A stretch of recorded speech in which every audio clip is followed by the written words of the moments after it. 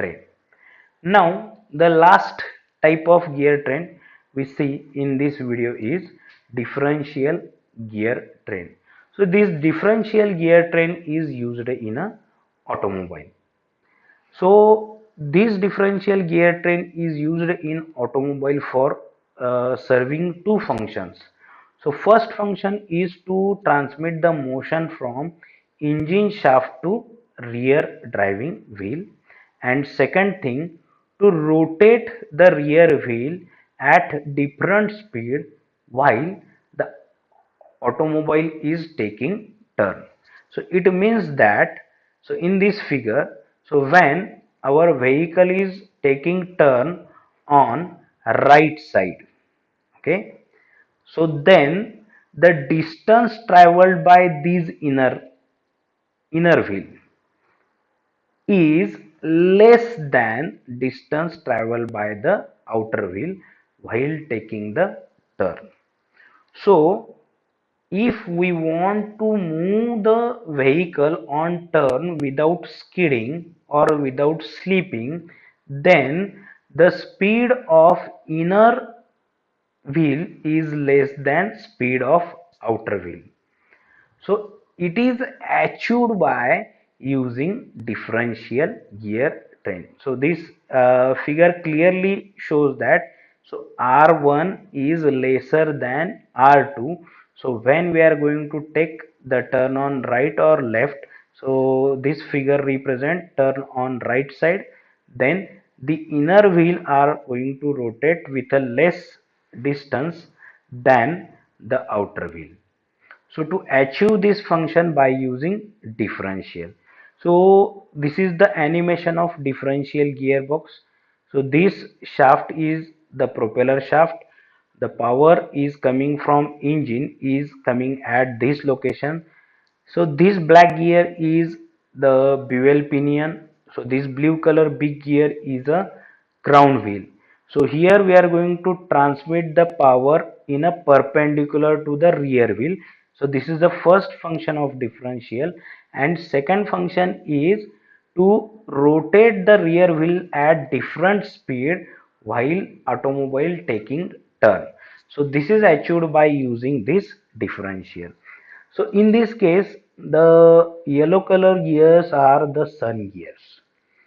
Then this red color gear is the are the planetary gear, and this blue color. So these planetary gear are connected to the crown wheel.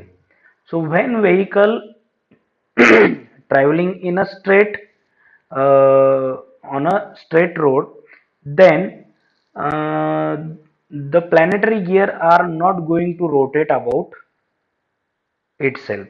So this complete unit is rotating as a single element, and the two shaft is having same speed. But when the vehicle is taking turn, so the inner wheels are facing more resistance than the outer wheel. So that's why this side half shaft is facing more resistance, and this half shaft is a try to stop, okay, or try to reduce the speed, and because of this the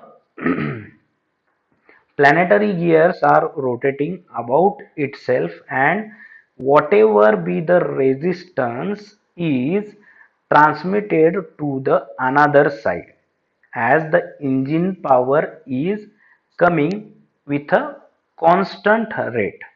Means whatever the resistance offered by this shaft, so that proportional amount of power is transmitted towards the another shaft, and automatically there is the less power transmitted to the inner side wheel, and same proportionate of reduced power is transmitted to the outer wheel, and such a way that the vehicle is taking turn smoothly. So this is a figure, actual figure. So this figure is used to find out the velocity ratio of different gear. So this is a propeller shaft, this is a bevel pinion, So this bevel pinion is in mesh with the crown wheel. So this is a crown wheel, this is a big gear, then this big gear is in mesh with the cage or arm. So on this arm there are planetary gear. So here there is a sun gear, and from this shaft the power is transmitted towards the wheel.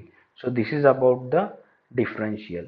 Now in a next video we are going to see the tabular method for finding out the velocity ratio of epicyclic gear train, or means the simple epicyclic gear train and compound epicyclic gear train.